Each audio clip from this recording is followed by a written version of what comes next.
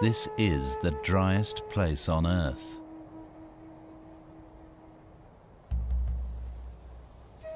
Yet there was once water here.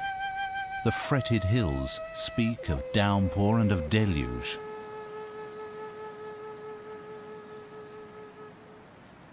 But why are these sun-baked watercourses now so utterly dry? This is the riddle of the Atacama.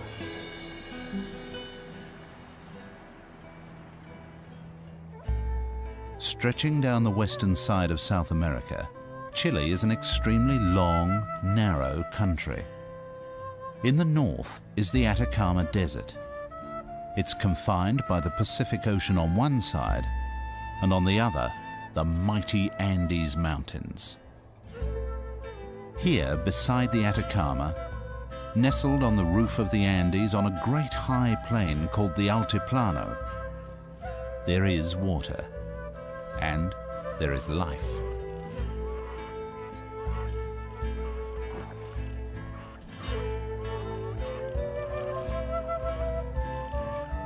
Despite the thin, oxygen-starved atmosphere and intense ultraviolet radiation, some animals lead remarkable lives at high altitude. In stark contrast, less than 120 miles from the mountains is the desert's western border, the Pacific Ocean.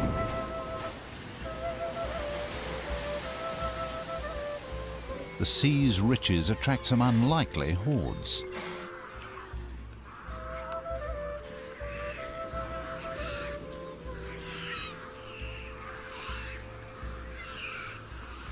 Yet even within sight of this zone of plenty, there exists a completely different world.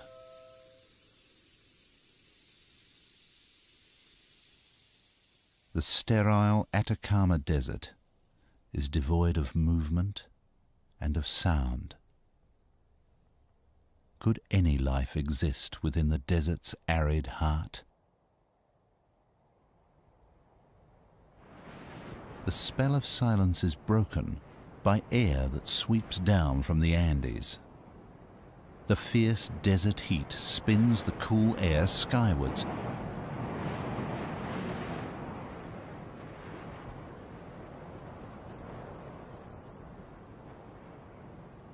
At day's end, when desert colors glow, then dim, the wind finally loses its voice, and there is again utter silence in the Atacama.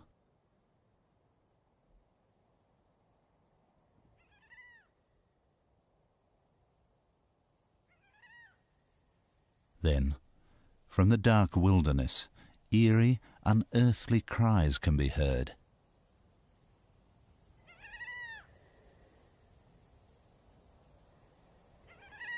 Nothing was reckoned to live out in the desert. Nothing, except the gulls that were recently discovered here. Each night, some fly more than 60 miles from the sea. Navigating with great precision, they find their partner and chicks. The pair change over quickly. The nesting gull takes off to the ocean, while the homecomer serves supper.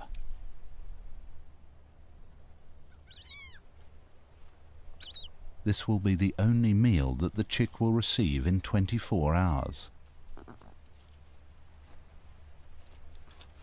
Why do these Garuma gulls nest here, so far from food and water, and in the most extreme conditions?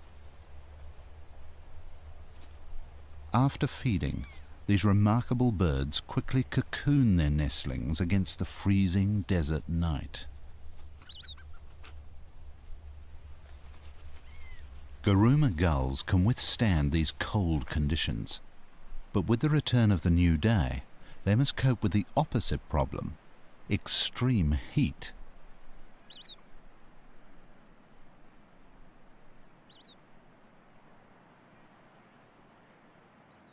As the morning temperature soars, they pant like dogs and fluff their feathers to circulate air close to the skin.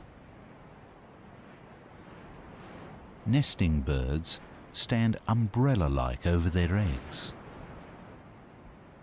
They may withstand the heat, but their unhatched chicks are fragile and vulnerable. A parent will constantly regulate its brooding routine throughout the long day.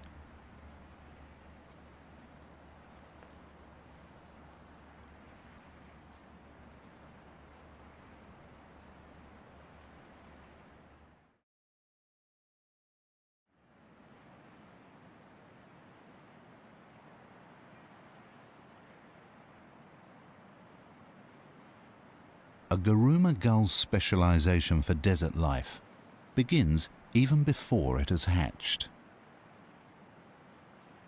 Every chick must struggle to escape from an uncommonly thick eggshell. It's designed to prevent water loss in this harsh environment. But the thick shell slows down absorption of oxygen.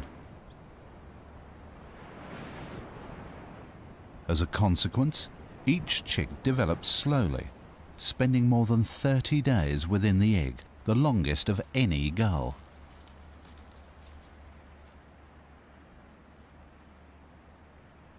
"7 days after hatching, both parents begin feeding at sea by day, leaving their chick home alone. This is the most perilous time of their lives. Every day for 2 long months, their fragile bodies will be exposed to ground temperatures of more than 60 degrees Celsius. Some make for high places in a desperate attempt to catch any available breeze.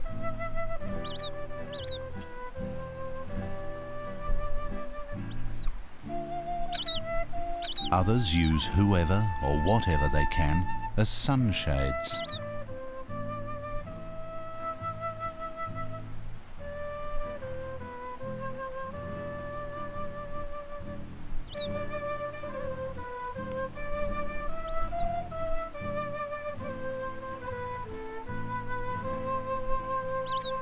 Why do Guruma gulls choose such extreme nesting sites?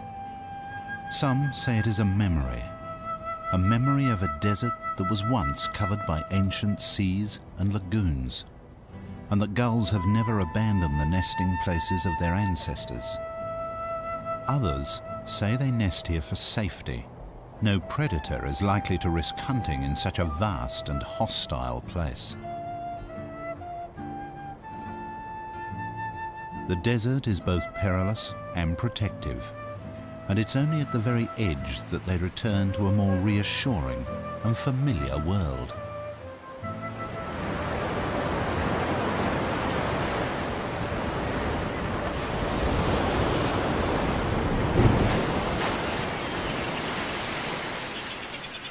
The contrast between desert and ocean could not be greater. Guruma gulls go fishing in one of the richest seas in the world. Their existence in the desert is only possible because this ocean explodes with life. Millions of tons of anchovies and other small fish shoal off the coast of Chile.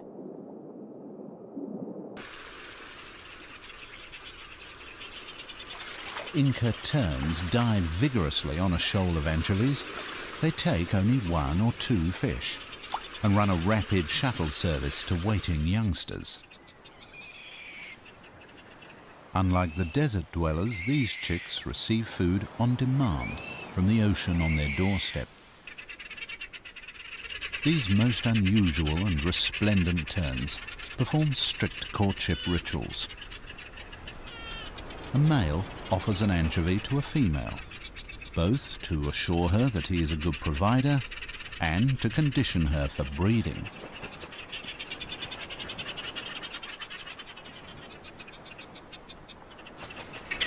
Like brightly attired courtiers in a medieval pageant, they bow appeasingly. And only when due ceremony has been observed is the mating ritual completed.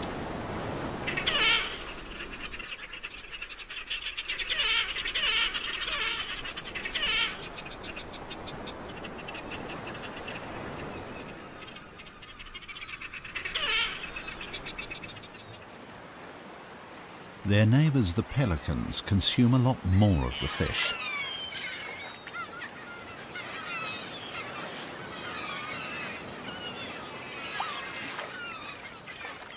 Pelicans can scoop up to 7 pounds of anchovies in their throat pouches.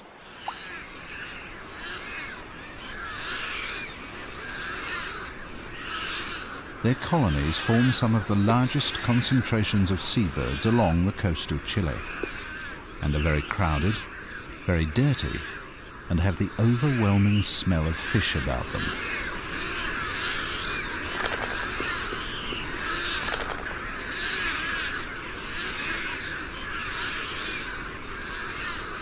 To prevent soiling and infection in a place of filth and parasites, even large chicks lack feathers, looking more like strange prehistoric reptiles. Lunch today and every day is part digested anchovy gruel.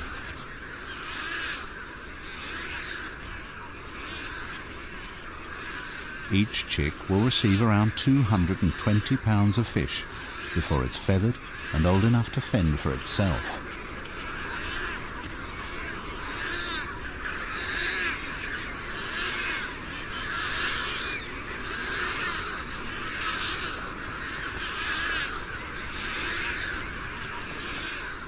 The same feeding frenzy is taking place among 20,000 other pelicans, and of course among all the other seabirds along the coast.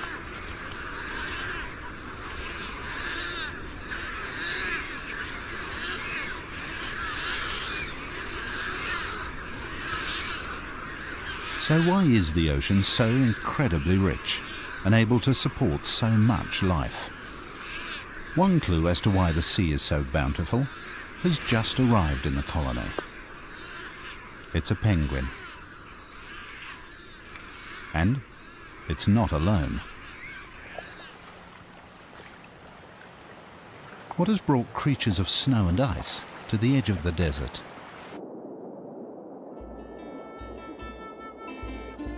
The answer lies in their name, Humboldt penguins. They're here because of the exceedingly powerful Humboldt current. Flowing all the way from Antarctica, it brings great riches. The current also brings masses of cool water. It rarely gets above 12 degrees Celsius.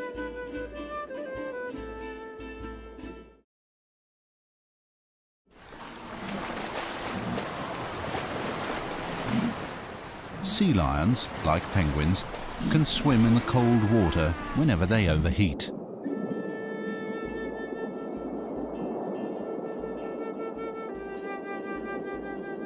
Curious juveniles perform their languid ballet in water of surprisingly low visibility.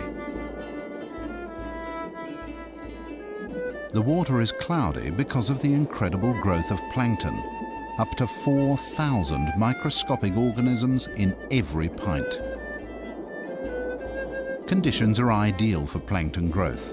It's stimulated by oxygen-rich water, upwelling minerals, and the intense sunshine. This incredibly rich broth at the bottom of the food chain eventually feeds everything along the desert coast.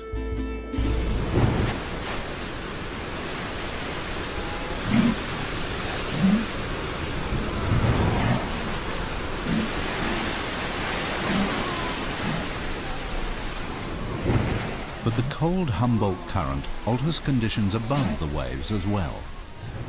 The air above the colony is 10 to 15 degrees cooler than expected at this latitude.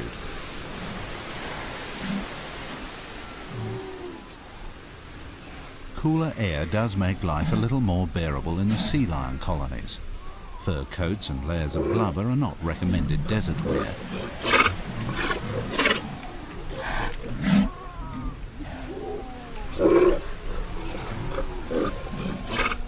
But if the air is not cool enough, then there's always the luxury and relief of the Humboldt current. And it's out over the cool ocean that one part of the riddle of the Atacama can be solved. At these latitudes, there exist permanent high-pressure zones generated by dry tropical air. They prevent any clouds bearing rain from reaching the land. However, the air above the Humboldt Current offers some relief.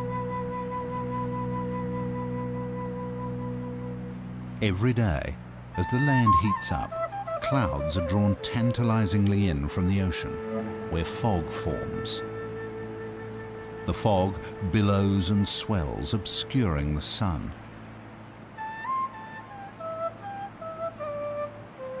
In northern Chile, this fog bank is known as the Camanchaca.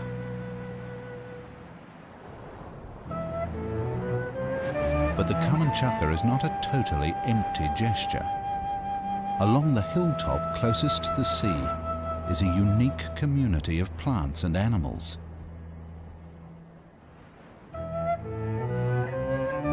All live on the very edge of life.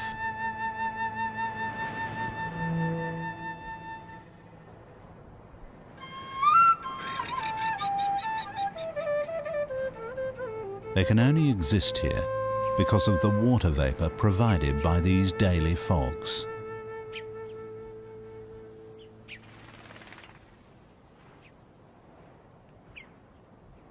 Moisture may condense on lichens or the spines of cacti. Ridged stems then funnel water down to the roots. The Camanchaca brings the miracle of life to the desert fringe, but it's a cruel and empty gesture to the parched land beyond. A few hundred yards from the coast, the fog evaporates into thin air.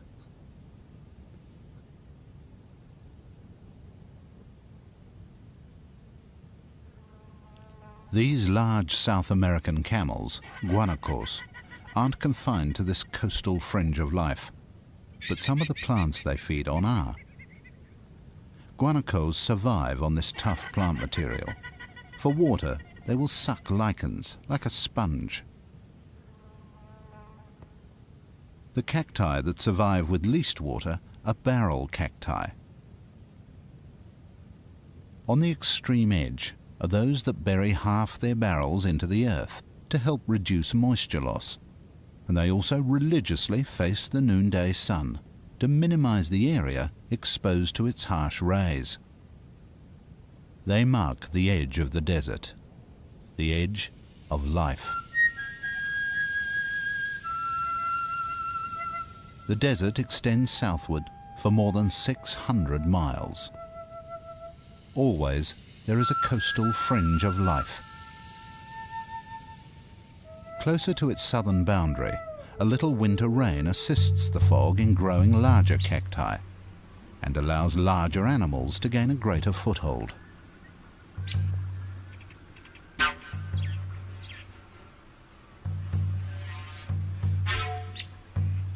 The main food of the black-chested buzzard eagle are dagus, small rodents of the desert edge.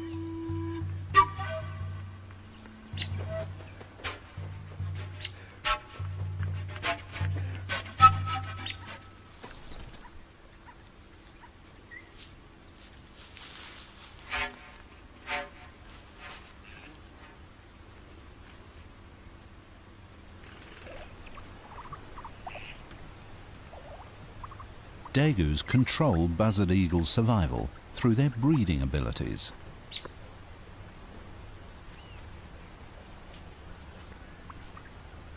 In most years, dagus can breed to very high numbers because they're superbly adapted for life on the edge of aridity. They don't drink water, as there is none. Each animal takes its entire water needs from the plants it eats. And as these plants are very tough and dry, so the dagus' needs are very small indeed. To prevent overheating and water loss, they emerge in the cool of the morning and again in the early evening to feed close to their burrows.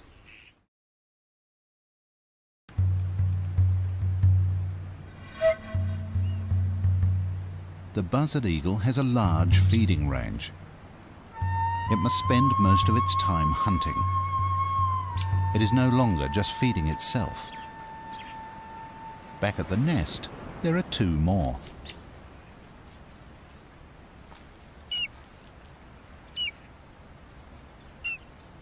One chick is clearly stronger than the other, but there is a harsh survival logic in its aggression.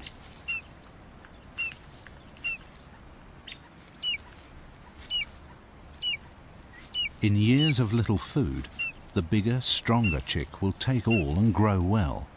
The weaker will eventually die through stress and neglect.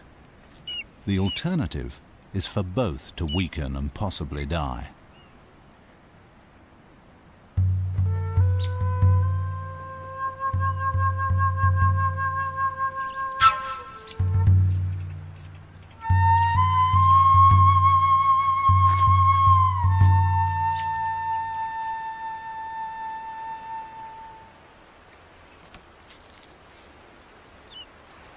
The eagle parent returning with food does not play favorites. It dismembers another hapless daegu. It feeds the nearest begging mouth, which always belongs to the stronger chick.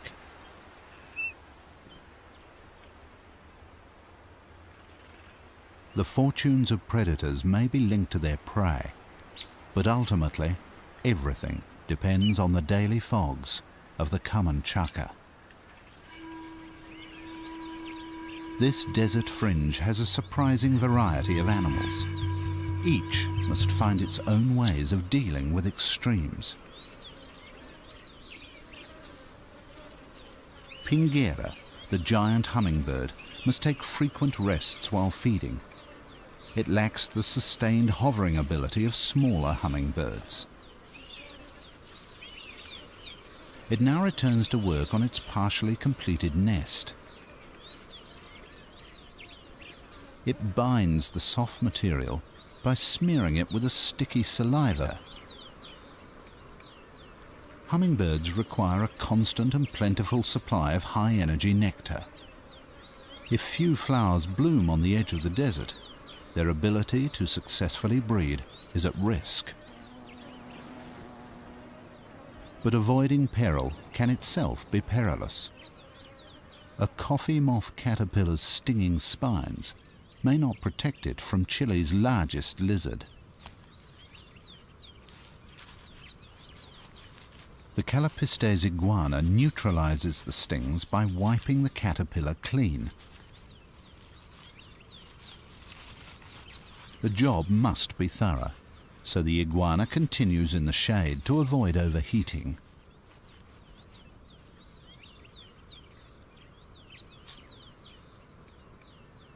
But in the constant balancing act of hunger versus risk, some food remains permanently off the menu.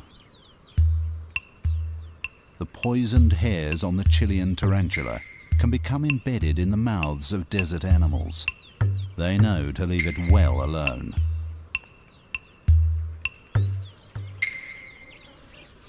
Pinguera stays out in the midday sun. She's hunting insects on the wing.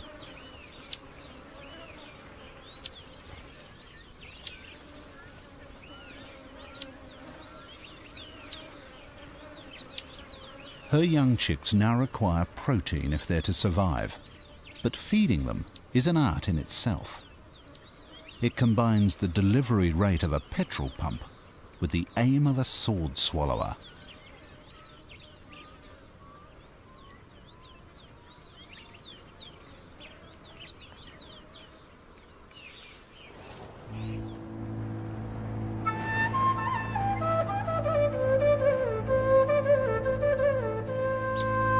Near the southern edge of the desert, where coastal hills are a little higher, the daily common chukar creates its ultimate gift, its greatest contrast to the desert. Here, incredibly, a rainforest looms out of the fog. The high hills catch just enough fog to grow a few tiny forests, which are known internationally as great wonders of the botanical world. trees and shrubs capture 6 times more moisture than the lower slope nearby. Branches are draped with epiphytes and mosses, and the air is filled with the pungent aroma of humus.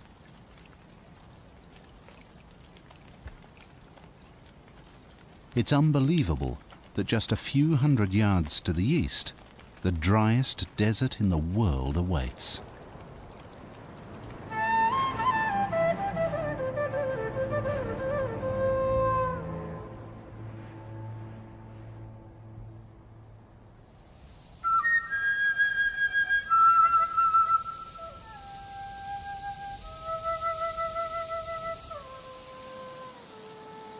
In the millions of years since rain filled the watercourses of the Atacama Desert, this wilderness has proved a highly effective barrier to the movement of wildlife. For many thousands of years, however, one species has repeatedly crossed the desert and left clear evidence of its passing.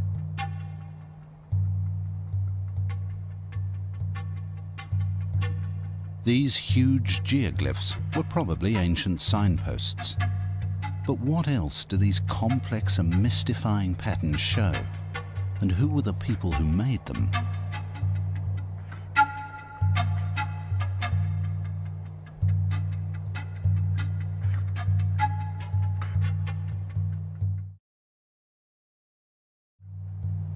Closer to the mountains, in valleys where a little water brings a splash of green, there are caves. In them lie the remains of peoples thousands of years old.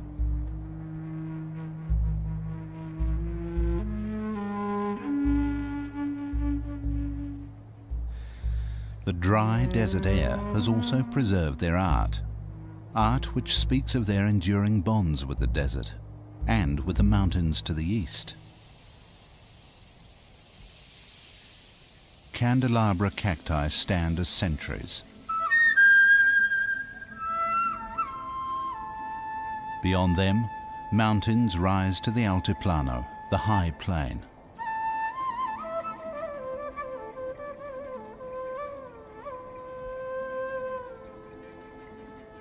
This is the home of the descendants of those mummified desert people.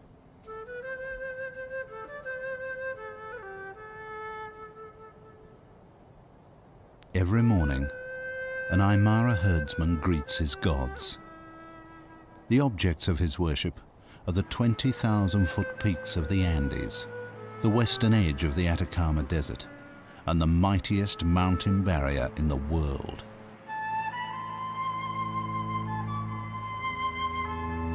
The mountains are flanked by scores of active volcanoes, ominous and potent indicators of mountains in the making.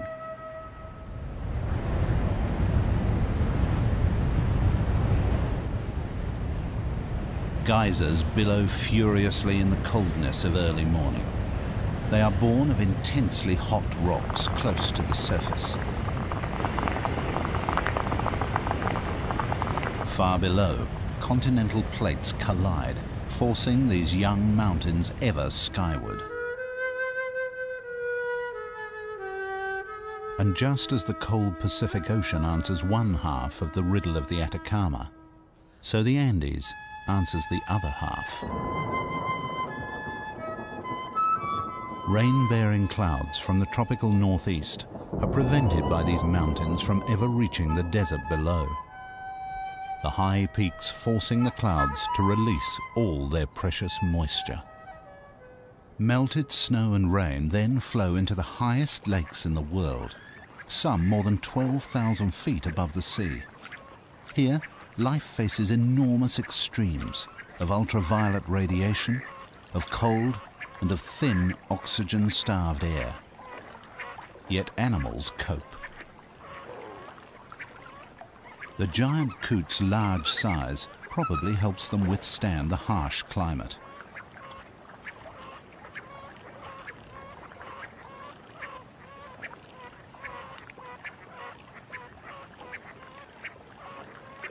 Whenever lakes are ice-free, the birds will gather large quantities of weed to construct huge volcano-shaped nests.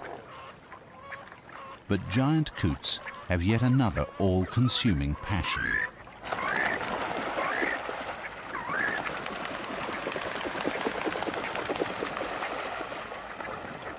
Family groups are forever disputing territory. If one group crosses some invisible line in the lake, their neighbours will rush out and beat them up.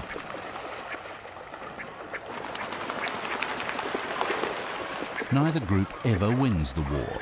The only concession is an uneasy truce. Until next time.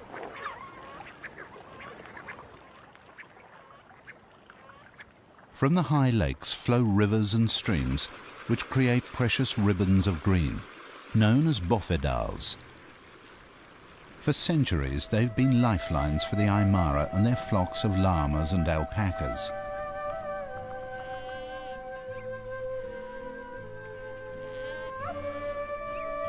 These South American camels have ensured the survival of communities in the Andes. Llamas are beasts of burden. The shorter alpacas are bred for their fine hair.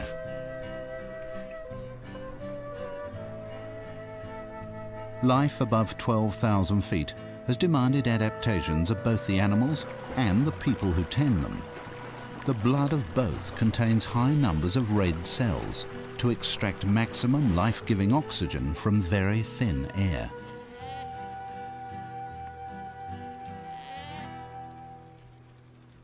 A wild type of camel also lives up on the Altiplano. The hair of the vicuña is the finest natural fibre in the world. It was more highly valued than gold, and the desire to possess it very nearly led to their extinction. Their numbers continue to recover. It's breeding season. A male drives off the bachelors that have come too close to his harem.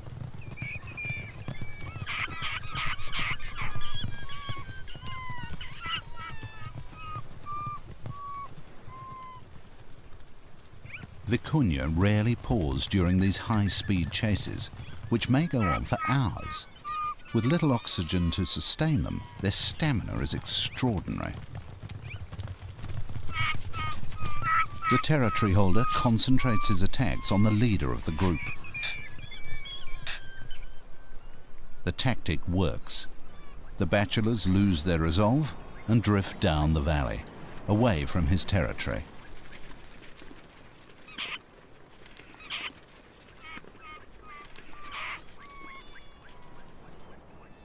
The plants are extremely tough and spiky, with little food value. Yet these remarkable animals not only survive, they're coming back from the edge of extinction. A fox is attracted to the birth of a vicuña. Vicuña births always take place in the early morning. The infant dries off and gathers its strength in the day's sunshine.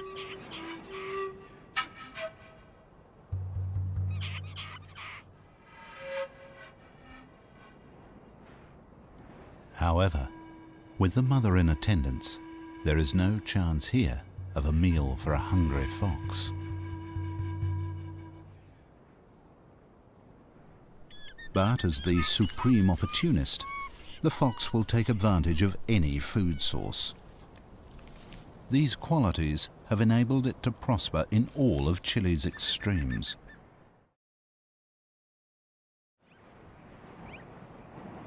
The bofedal is strewn with piles of rock, the remains of old volcanic eruptions. They're much sought after by vizcachas. These unusual animals warm themselves after another freezing night on the Altiplano.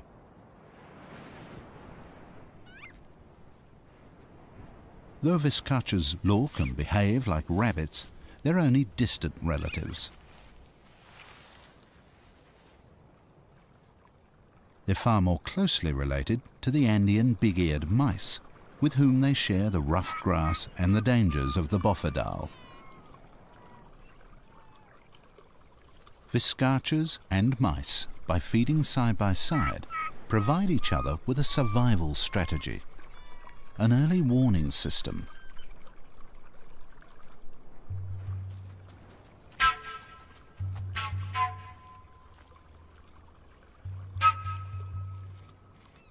At the approach of the fox, the sentry's whistle alerts the viscachas.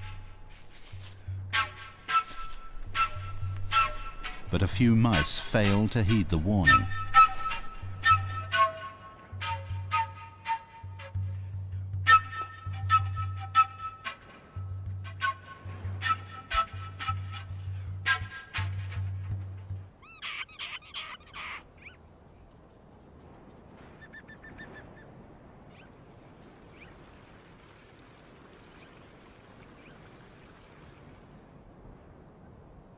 Rivers and streams continue their winding journeys through a maze of hills towards the desert. Most will never make it. They end in large basins. Here, water evaporates rapidly, leaving vast salt pans, stretching as far as the eye can see. There are signs of life in this desert of salt. A pink stain from a washed-up tide of algae and bacteria feeds tiny brine animals. They, in turn, feed some highly specialized birds. Flamingos gave rise to the legend of the phoenix, a bird said to live for 500 years, then built its own funeral pyre from which it rose reborn and unscathed by flames. Though their feathers are still tinged with those legendary fires, the red colour comes from a carotene pigment in the brine creatures on which they dine. 3 species inhabit the salt lakes. Both the James and Andean flamingos strain the water for the tiniest microorganisms, whereas the Chilean flamingo feeds according to its Spanish name, flamenco chileno.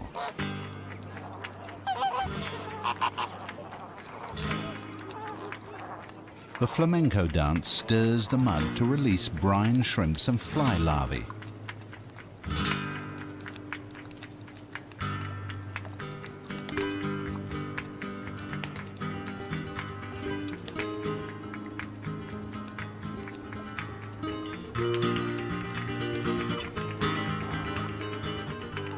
Other birds perform ballets of the brine lake.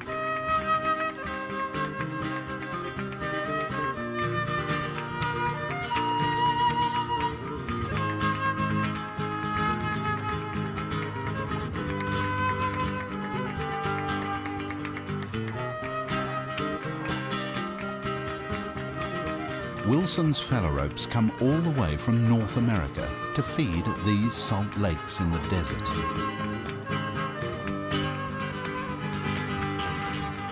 Others live nearby all year round, like Andean geese. But whatever the bird, and by whatever means, scythe, sieve or spear, they all reap the harvest of the salt lake.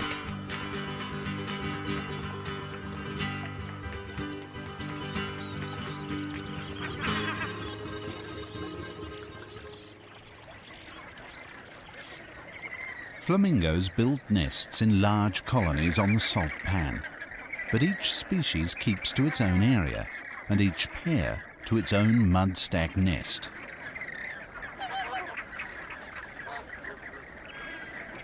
Young chicks are unable to feed themselves.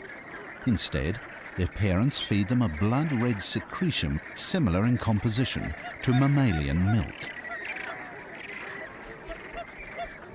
Flamingos are highly adapted for life on the salt pan. Not only must they cope with extreme heat, but also with the highly caustic salt.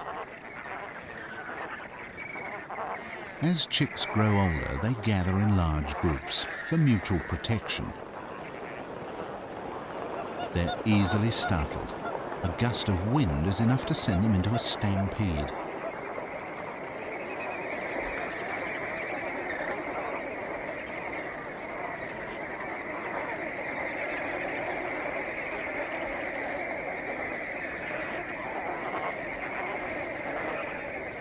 These flamingos are true survival specialists.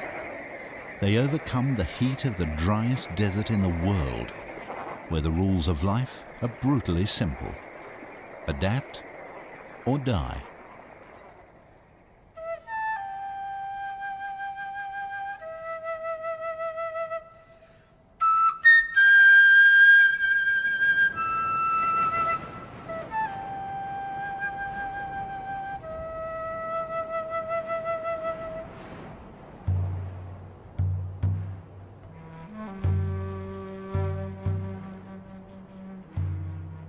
The skeleton of a mule, one that was given its freedom in the desert. Without food or water, it perished, its flesh baked to powder by sun and wind. The mule was one of many working animals released when the nitrate industry here collapsed earlier this century. At its peak, 45,000 workers at 170 sites mined huge deposits of nitrate salts, laid down millions of years ago when the desert lay beneath the sea. Fortunes were made, just as easily as lives were lost. And although the nitrate industry went bust, another boomed.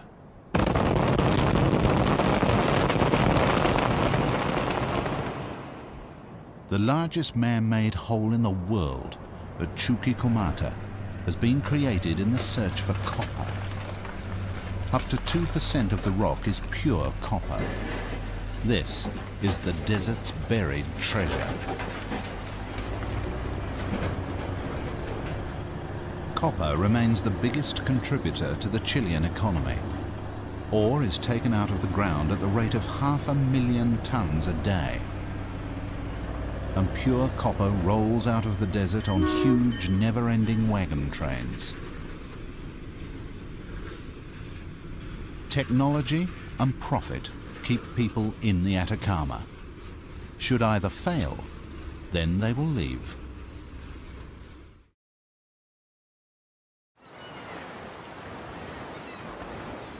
Bulk carriers wait like ghosts in the fogs of the Camanchaca.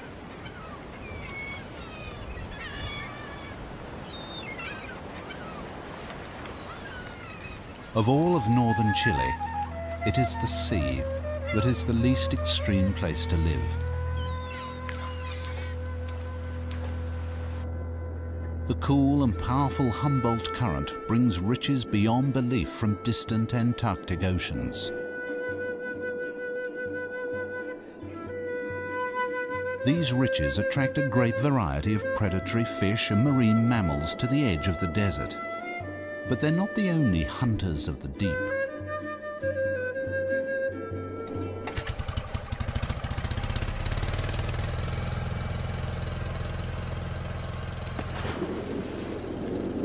On one hand, factory ships take 2 million tons of anchovies from this coast each year. On the other, a solitary diver on the end of a breathing pipe gathers what he can. Such is the bounty that even he may gather more than 100 species of fish and shellfish. One of the most highly prized delicacies is the loco, an abalone-like shellfish. The riches to be had in the kelp beds and rocky bays along Chile's desert coast sustain more than 30 towns and villages.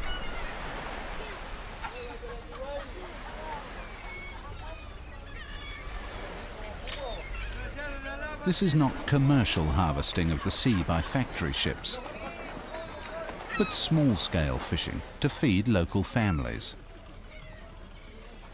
In this way, the needs of the people are no different to that of pelicans or sea lions or penguins. All rely on the bounty of the sea, but that great bounty is balanced on a knife edge.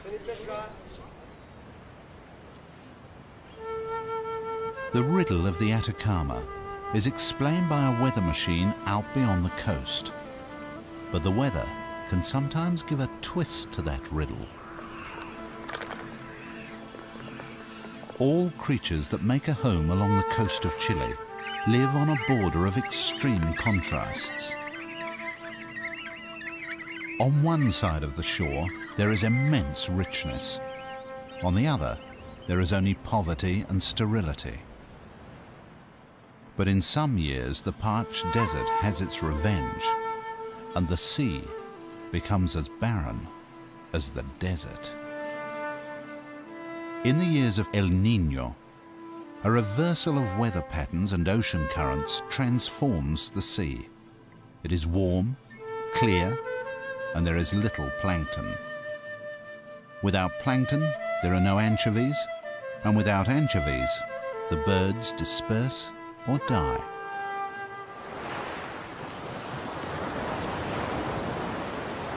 The good years are so good for the Humboldt penguins that they breed twice.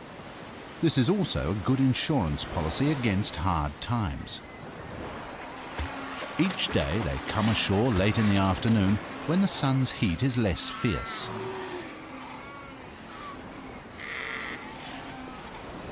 But once ashore, they face the problem of life on a bountiful and popular beach.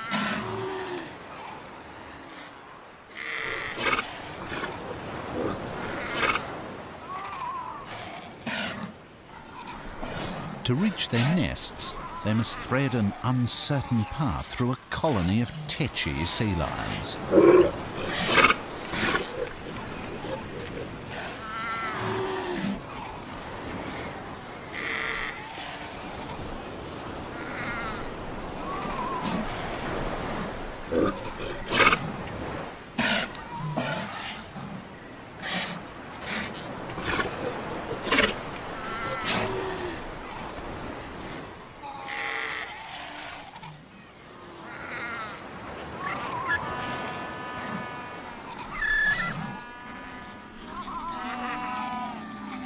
Mission accomplished. But now come the energetic rituals of greeting one's family. This frenzy of calling, preening and courting comes at the end of a day when a penguin may have had to swim 30 miles to fill its belly with fish, a very long way for a small bird. But in bad years they may swim 2 or even 3 times that distance and still come home hungrier than when they left.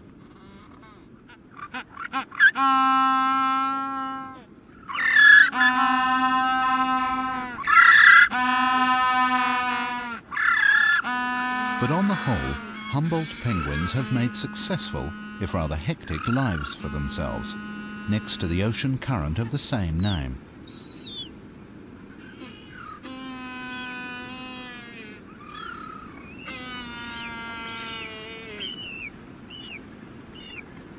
For penguins, the benefits of good years always outweigh the risks and disasters of bad ones. But further along the shore, there are birds for whom every year involves huge risk. Guruma gulls live constantly balanced on the edge of survival.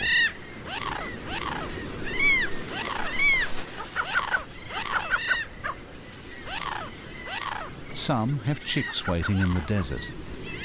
Others are still courting and mating. Finally, in the late afternoon, they take off on their long journey.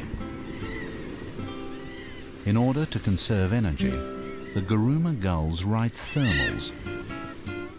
This enables them to spiral to great height before striking out on their epic flight into the desert.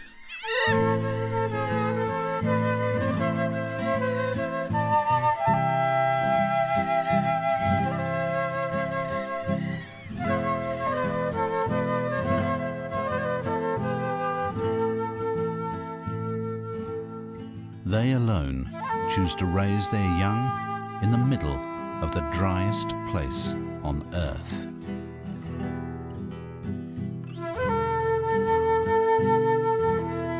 Whether they do it to escape the clutch of predators or in memory of the shores of ancient seas may be another riddle. But their endurance here is truly heroic.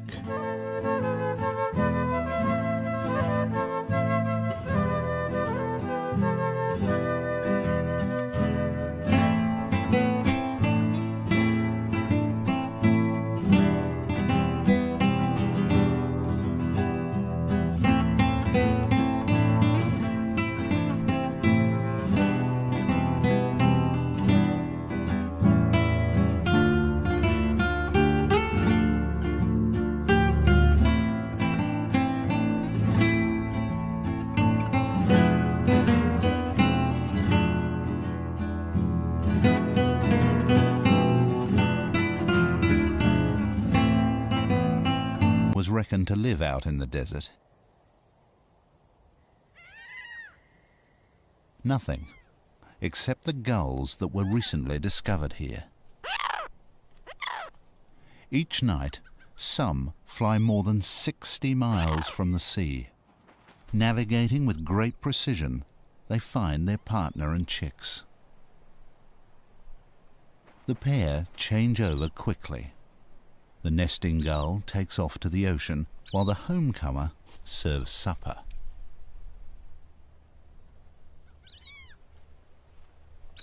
This will be the only meal that the chick will receive in 24 hours. Why do these Garuma gulls nest here, so far from food and water, and in the most extreme conditions? After feeding, these remarkable birds quickly cocoon their nestlings against the freezing desert night. Garuma gulls can withstand these cold conditions, but with the return of the new day, they must cope with the opposite problem: extreme heat.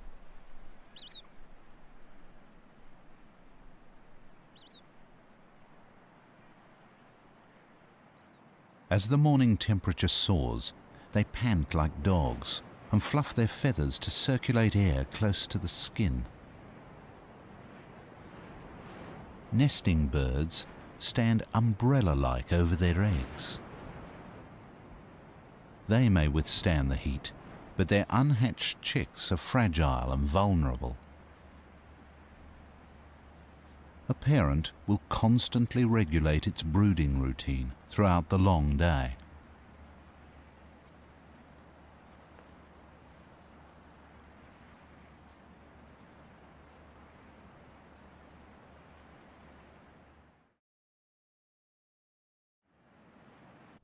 And of sound. Could any life exist within the desert's arid heart? The spell of silence is broken by air that sweeps down from the Andes. The fierce desert heat spins the cool air skywards.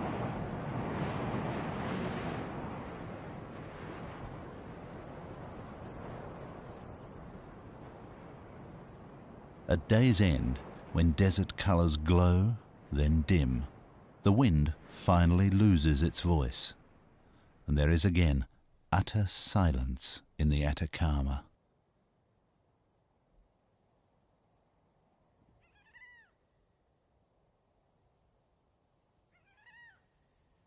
Then, from the dark wilderness, eerie, unearthly cries can be heard.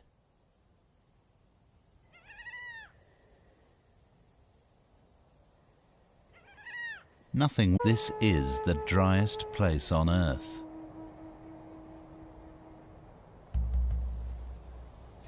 Yet there was once water here. The fretted hills speak of downpour and of deluge.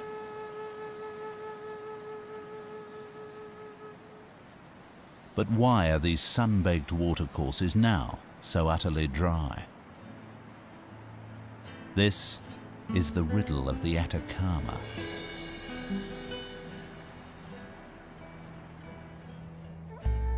Stretching down the western side of South America, Chile is an extremely long, narrow country. In the north is the Atacama Desert. It's confined by the Pacific Ocean on one side, and on the other, the mighty Andes Mountains. Here, beside the Atacama, nestled on the roof of the Andes on a great high plain called the Altiplano, there is water and there is life.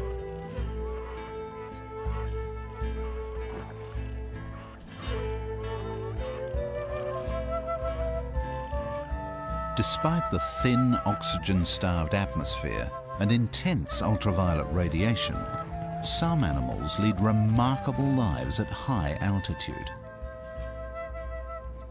In stark contrast, less than 120 miles from the mountains is the desert's western border, the Pacific Ocean.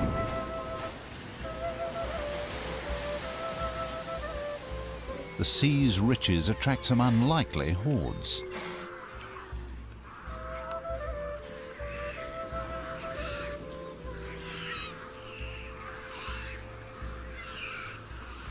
Yet even within sight of this zone of plenty, there exists a completely different world.